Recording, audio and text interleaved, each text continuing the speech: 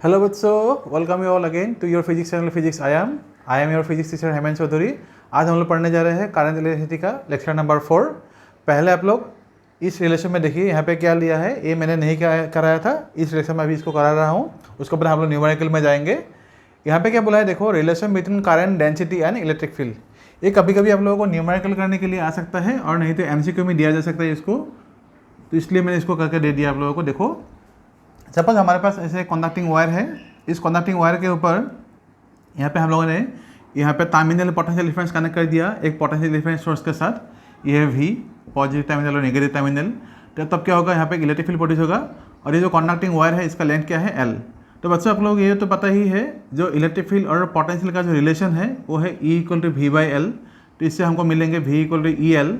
और जो रेजिस्टिविटी हमारे पास होते हैं वो क्या होते हैं, R equal to rho L by A, मतलब resistance equal to resistivity times the length of the wire by cross section of the wire. और यहाँ से जो हमको क्या मिल रहा है, I equal to V by R by Ohm's law, मतलब क्या आएगा V equal to I R. हमको रिलेशन किस चीज़ के बीच निकालना है, करंट डेंसिटी, मतलब यहाँ पे क्या आएगा, जे आएगा। जे मतलब क्या होता है, करंट डेंसिटी आई बाई ए आते हैं, इसलिए मैंने यहाँ पे लिखा है, देखो जे मतलब current density equal to current by area, तो आई बाई ए।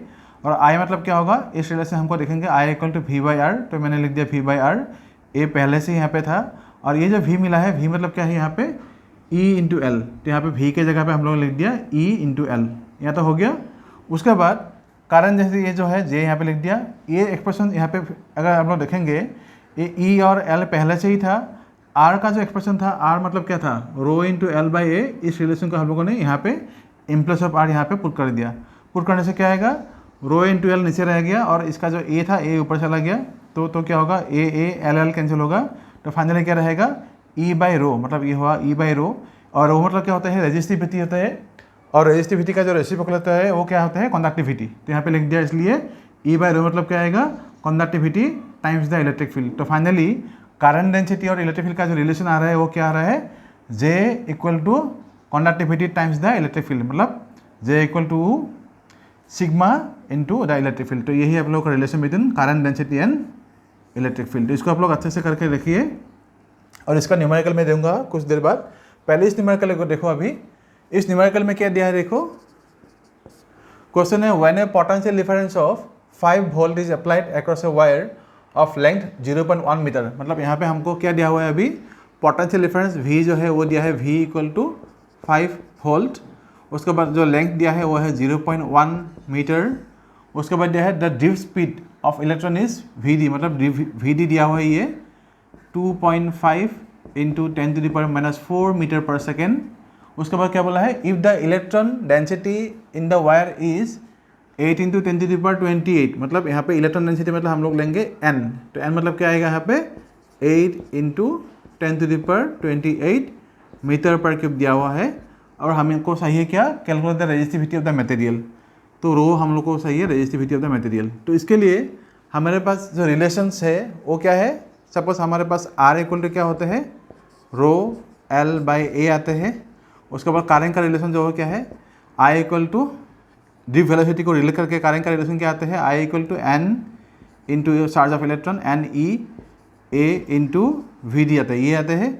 और जो इलेक्ट्रिक फील्ड और नहीं तो करंट का जो रिलेशन आता है वो क्या आता है, V equal to I R आते हैं। तो आप लोग कोशिश करो, ये जो आपका हमारे पास अभी डाटा है, इस डाटा के हिसाब से हम लोग को कैसे रेजिस्टिविटी निकाल सकेंगे। आप लोग थोड़ा सा सोचिए, सोचने के बाद एक फार्मूला आपको आ जाएगा। उसके बाद ये फार्मूला जो वैल्यूज़ दिया है उसको पुट करने से आंसर आ जाएगा।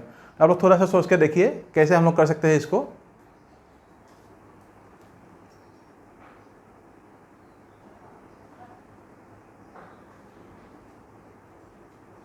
बस सब लोगों ने देख लिया होगा ये जो रिलेशन है हम लोगों को कैसे निकालना है। सपोज हमारे पास वो जो कंडक्टिंग वायर था, वो सपोज ये कंडक्टिंग वायर है। इस कंडक्टिंग वायर में हम लोगों ने क्या किया है, पोटेंशियल डिफरेंस का सोर्स यहाँ पे तो कनेक्ट करना ही होगा। तो कनेक्ट कर दिया, करने के बाद क्या आएगा, इधर यहाँ पे करंट फ्लो होगा। तो यहाँ पे अगर पोटेंशियल डिफरेंस V देंगे तो करंट कितना जाएगा, I जाएगा। तो इसका जो रिलेशन आता है वो क्या आता है, V equal to I into R आते हैं।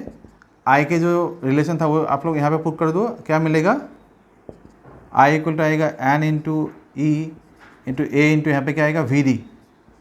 और ड्रिफ्ट वेलोसिटी जो R है, R का रिलेशन यहाँ पे हम लोग लिखेंगे रो इंटू एल बाई ए। अभी आप लोग यहाँ से कोशिश कीजिए रो कैसे निकाला जाता है।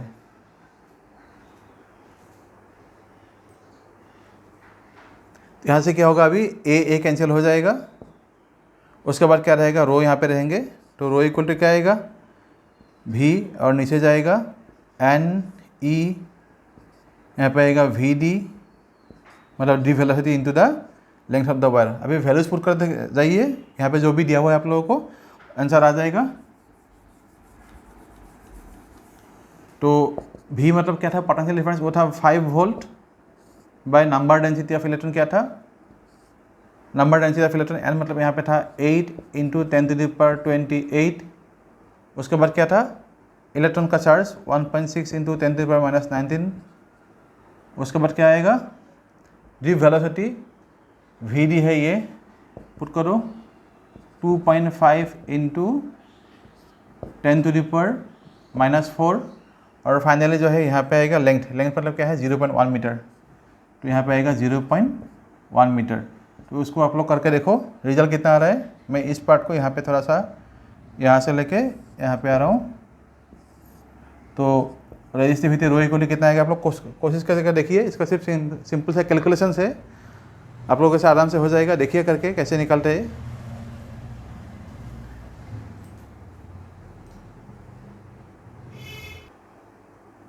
वैसे इसका जो फाइनल रिजल्ट आता है वो आता है 1.56 इंटू 10⁻⁻5 ओम मीटर। आप लोग एक कैलकुलेशन करके देख लीजिएगा। मैं अभी दूसरा क्वेश्चन जा रहा हूँ, इसको आप लोग पॉज करके लिखिए। कैलकुलेशन आप लोग खुद कर लीजिएगा इसको।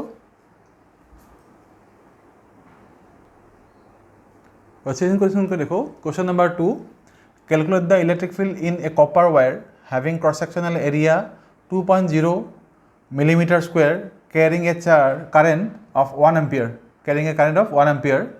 The conductivity of the copper wire is, ये दिया हुआ है। तो यहाँ पे हमको निकालना क्या है, इलेक्ट्रिक फील्ड। तो अभी अपने आप लोगों को जो मैंने रिलेशन दिया था करंट डेंसिटी और इलेक्ट्रिक फील्ड के बीच, उसको रिलेशन को यूज़ करके इसको करना है। तो आप लोग देखो यहाँ पे इलेक्ट्रिक फील्ड निकालना है, तो E इक्वल टू व्हाट, ये निकालना है हम लोगों को। और यहाँ पे दिया है cross sectional area A equal to दिया है 2, यहाँ पे है मिलीमीटर स्क्वायर। और क्या दिया है, करंट जो दिया है वो है I इक्वल टू 1 एम्पियर दिया हुआ है। तो निकालना है कंडक्टिविटी। और यहाँ पे दिया है कंडक्टिविटी जो है, कंडक्टिविटी क्या होता है, sigma. Conductivity sigma equal to क्या दिया है, 6.25 इंटू 10⁻7 सीमेन पर मीटर। ये है सीमेन पर मीटर। कंडक्टिविटी का ऐसा यूनिट है सीमेन पर मीटर। तो इसको हम लोग अभी कैसे करेंगे, हमारे पास जो रिलेशन था वो रिलेशन क्या था, करंट डेंसिटी मतलब J equal to I by A equal to sigma times the electric field, मतलब conductivity times the electric field. तो इसको अगर हम लोग यूज़ करेंगे यहाँ पे, तो क्या चाहिए अभी हमको, इलेक्ट्रिक फील्ड चाहिए। तो E इक्वल टू क्या आएगा, I बाई कंडक्टिविटी, ये इधर आएगा तो क्या होगा, कंडक्टिविटी यहाँ पे आएगा इलेक्ट्रिक एरिया। आप लोग यहाँ पे जस्ट वैल्यूज पुट करो। अभी वैल्यूज पुट करने के बाद क्या आएगा, आंसर आ जाएगा। लेकिन ये मिलीमीटर स्क्वायर में है, इसको आप लोगों को मीटर में कन्वर्ट करना है। आप लोग देखिए कैसे करेंगे।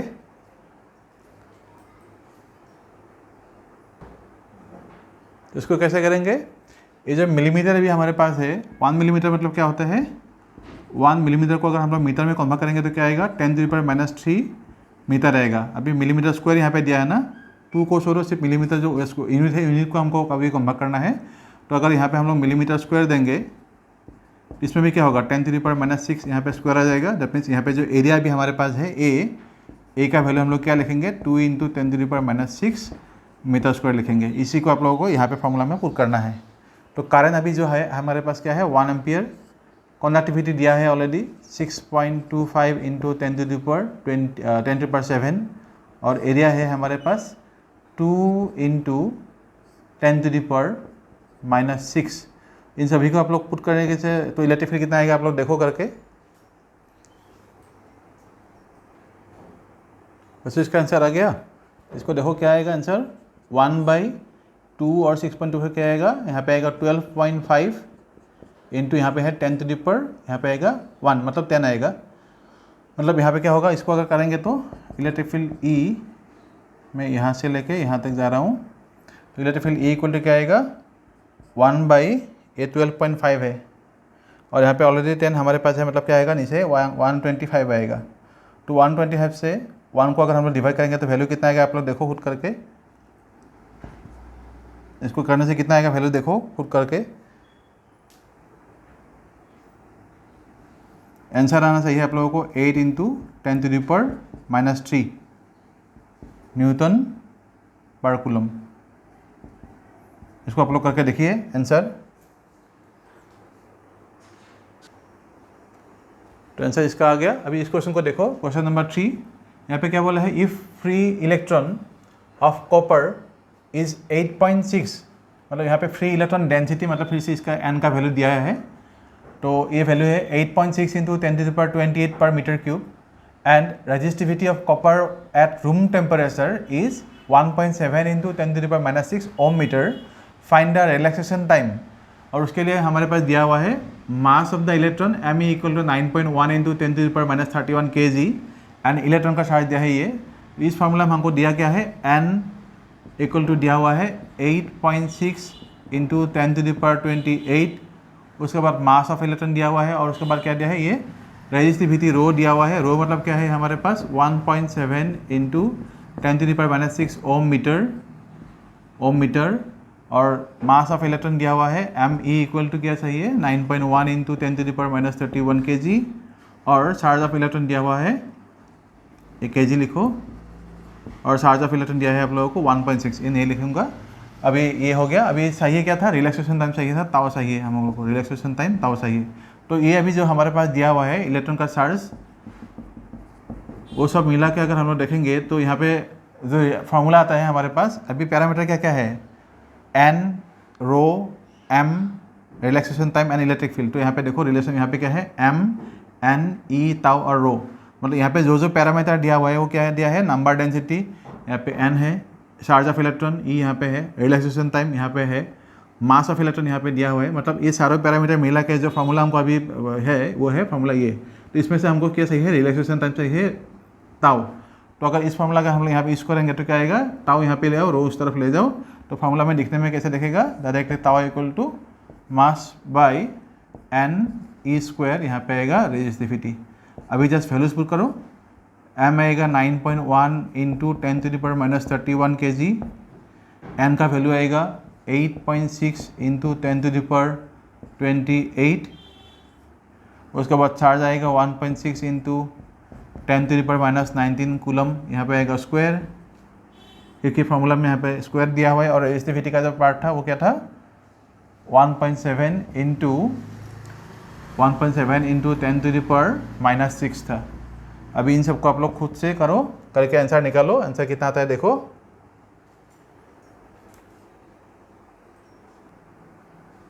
बच्चे ये जो है क्वेश्चन में थोड़ा सा ये गलत हुआ था, यहाँ पे -8 लिखो, 10⁻8 लिखो इधर, तो यहाँ पे भी 10⁻8 आएगा।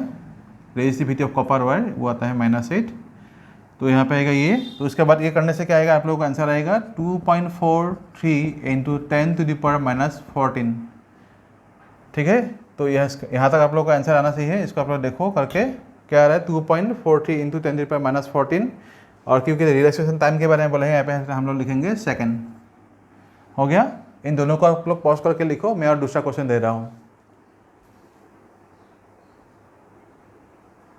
बच्चों इस क्वेश्चन को देखो, यहाँ पे क्या दिया है, a copper wire has resistance of 10 ohm, मतलब हमको दिया है रेजिस्टेंस R इक्वल टू 10 ओम।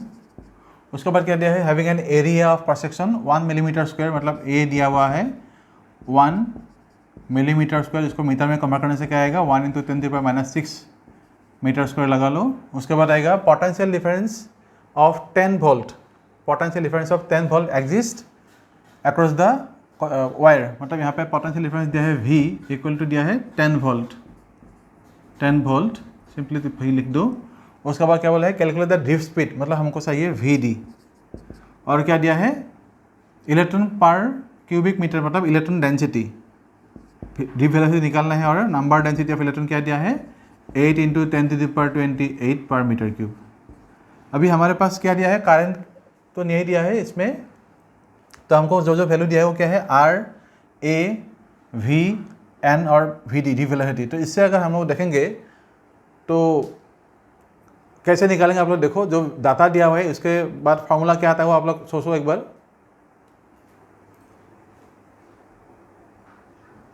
आप लोग का सोचना हो गया। तो देखो हमारे पास जो करंट और ड्रिप वेलोसिटी का रिलेशन था वो क्या था, we have current and drift velocity, वो क्या था, I equal to n E A into we d, मतलब number density into charge of electron into area into drift velocity. अभी करंट डायरेक्टली नहीं दिया है लेकिन वोल्टेज और रेजिस्टेंस दिया है, मतलब I इक्वल टू क्या आएगा, V बाई आर लिखो, यहाँ पे आएगा एन ई ए, यहाँ पे आएगा ड्रिप वेलोसिटी। अभी हमको चाहिए क्या, रेजिस्टेंस, तो रेजिस्टेंस यहाँ पे ले आओ और यहाँ पे क्या आएगा, V by N E A we D. अभी वैल्यूज यहाँ पे पुट करो तो क्या आएगा, R इक्वल टू V मतलब क्या था, पोटेंशियल डिफरेंस, वो था 10 वोल्ट। यहाँ पे नंबर डेंसिटी है 8 इंटू 10⁸8। उसके बाद चार्ज ऑफ इलेक्ट्रॉन 1.6 इंटू 10⁻⁻19। उसके बाद है एरिया ऑफ क्रॉस सेक्शन, यहाँ पे लिखो 10⁻⁻6। और फाइनली जो दिया है ड्रिप वेलोसिटी, वो दिया है आप लोगों को। ड्रिप वेलोसिटी तो निकालना था ना, तो ड्रिप वेलोसिटी हम लोग निकालेंगे। यहाँ पे क्या बोला है, फाइनली पोटेंशियल से कैलकुलेट द ड्रिफ्ट स्पीड। तो ड्रिफ्ट स्पीड तो हम लोग यहाँ पे क्या करेंगे, यहाँ पे वी को यहाँ पे ले जाएंगे, यहाँ पे वी को ले जाएंगे और आर के इधर ले आएंगे। तो देखो अभी रिलेशन ठीक है कि नहीं, अगर आर में यहाँ पे ले जाता हूँ और पूरा पार्ट यहाँ पे आ जाएगा ना, एक बार खुद करके देखो, I equal to V by R है, यहाँ पे एन ए वी डी, हमको चाहिए वी डी, तो वी बाई क्या आएगा, एन ई ए, यहाँ पे आएगा v by N E A, R पहले चाहिए था। ठीक है, अभी फिर से रिपीट कर रहा हूँ, I equal to V by R है, यहाँ पे है एन ए वी डी, हमको चाहिए ड्रिप वेलोसिटी, ड्रिप वेलोसिटी यहाँ पे रख दिया, तो एन ई ए क्या आ जाएगा, आर के साथ यहाँ पे आ जाएगा, तो we by N E A R. तो अभी वैल्यू सब सीखे, आर का वैल्यू जो दिया है, आर का वैल्यू कितना था, 10 ओम था यहाँ पे, तो 10 लिख दो। अभी वैल्यूज जो है आप लोग खुद से इसको सॉल्व करके कोशिश करो, कितना आ रहा है ड्रिप वेलोसिटी, यहाँ पे आएगा ड्रिप वेलोसिटी, ये आएगा आप लोगों का ड्रिप वेलोसिटी वी डी। तो देखो कितना आ रहा है आंसर। तो बच्चों देखो आंसर जो है आप लोगों को ये आना चाहिए 0.078 इंटू 10⁻⁻³ मीटर पर सेकेंड। इसको मिलीमीटर में लिखेंगे तो कैसे लिखेंगे, 0.078 मिलीमीटर पर सेकेंड। मतलब देखो ये हम लोग अभी ले रहे हैं कॉपर वायर, कॉपर वायर जो जिसका रेजिस्टिविटी बहुत कम है और करंट कंडक्शन के लिए बहुत अच्छे होते हैं। तो उसमें अगर हम लोग इलेक्ट्रिक फील्ड अप्लाई करेंगे 10 वोल्ट का, तो जो इलेक्ट्रॉन मूव करेंगे विथ ड्रिप वेलोसिटी, वो देखो क्या आ रहा है 0.078 मिलीमीटर, मतलब सही तरीके से 1 मिलीमीटर भी नहीं है 1 सेकंड में। तो देखो कितना स्लोली जो इलेक्ट्रॉन है वो मूव करता है इन कॉपर, कोई भी कंडक्टिंग वायर में हो, कितना स्लोली वो मूव करता है। देखो 0.078 मिलीमीटर, ये 1 मिलीमीटर भी नहीं है, बहुत कम है। तो इस क्वेश्चन को आप लोग अच्छे से देखिए और पॉज करके लिखिए। अच्छा इस क्वेश्चन को देखो, क्वेश्चन में क्या दिया है, copper wire of length 2 metre, area of cross section दिया है 2 millimetre square, carries a current of 4 ampere, it is assume that 1 atom contribute only 1 electron, मतलब जो चार्ज कैरी करेगा 1 एटम से 1 इलेक्ट्रॉन आएगा, वो बोला है। उसके बाद दिया है atomic mass of copper is 63 gram and density of copper is 8.9 ग्राम पर सेंटीमीटर क्यूब। इसको आप लोग मीटर में कन्वर्ट कर लेना। Find the drift speed of electron v d चाहिए। Also find the mobility of the electron, मतलब जो हमारे पास मोबिलिटी और इलेक्ट्रिक फील्ड के जो रिलेशन था वो यूज करके यहाँ पे मोबिलिटी ऑफ इलेक्ट्रॉन निकालना है। और पोटेंशियल डिफरेंस कितना दिया है, 100 वोल्ट। तो यहाँ पे हमको directly number density of electron नहीं दिया है, मतलब ड्रिप वेलोसिटी निकालने के लिए हमको क्या चाहिए, ऐसे था ना, I equal to n e v d into A. यहाँ पे एन जो है वो नहीं दिया है लेकिन एरिया दिया हुआ है, ड्रिप वेलोसिटी निकालना होगा, एन नहीं दिया है तो एन को अभी हमको निकालना होगा। और करंट भी हमको यहाँ पे दिया हुआ है। अगर मुझे वी डी चाहिए तो क्या करेंगे, यहाँ पे क्या लिखा है, ड्रिफ्ट स्पीड निकालना है ना, तो ड्रिफ्ट स्पीड मतलब क्या आएगा, आई बाई यहाँ पे आएगा एन ई और यहाँ पे आएगा ए हमारे पास है, ई है, एन नहीं है। एन कैसे निकालेंगे, यहाँ पे हमारे पास जो भी डाटा दिया हुआ है, यहाँ पे देखो एटॉमिक मास ऑफ कॉपर 63 ग्राम दिया हुआ है, मतलब ये हमारे पास जो एटॉमिक मास कैपिटल एन जो हम बोल रहे हैं ना, ये है मास, मोलर मास जो हमको बोलते हैं ये, तो ये दिया हुआ है। एटॉमिक मास ऑफ कॉपर दिया हुआ है और डेंसिटी ऑफ कॉपर जो दिया है ये दिया है 8.9, तो इसको मीटर में कन्वर्ट करना है। एन जब आप लोगों को निकल जाएगा, एन निकलने के बाद इस फॉर्मूला आप लोग पुट कर देंगे तो ड्रिप वेलोसिटी आ जाएगा। तो एन कैसे निकालेंगे वो आप लोग थोड़ा सा देखिए कैसे करेंगे।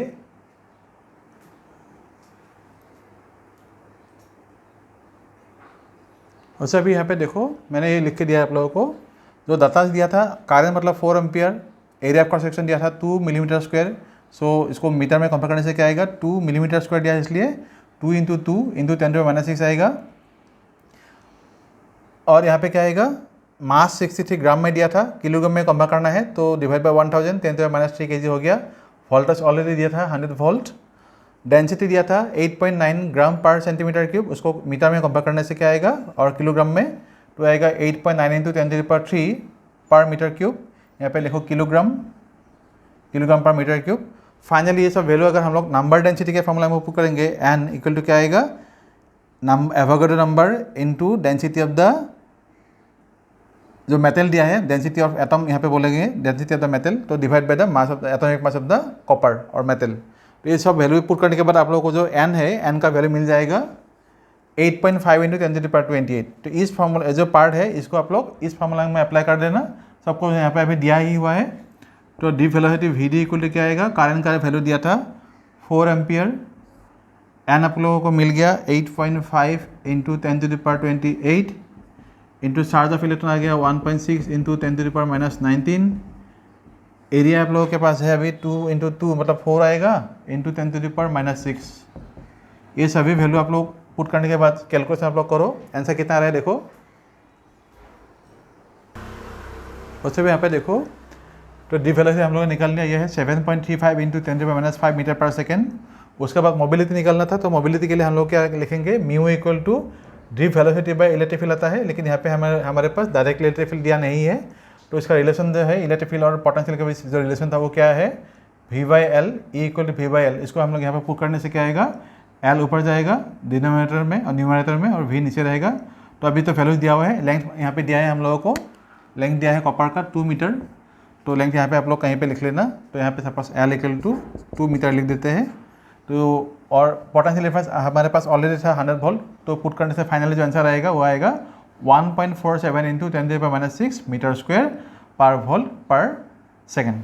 तो ये है आप लोगों का मोबिलिटी ऑफ द इलेक्ट्रॉन। तो आई होप आप लोगों को ये जितना सारा न्यूमेरिकल मैंने समझा यहाँ पे समझ में आ गया होगा।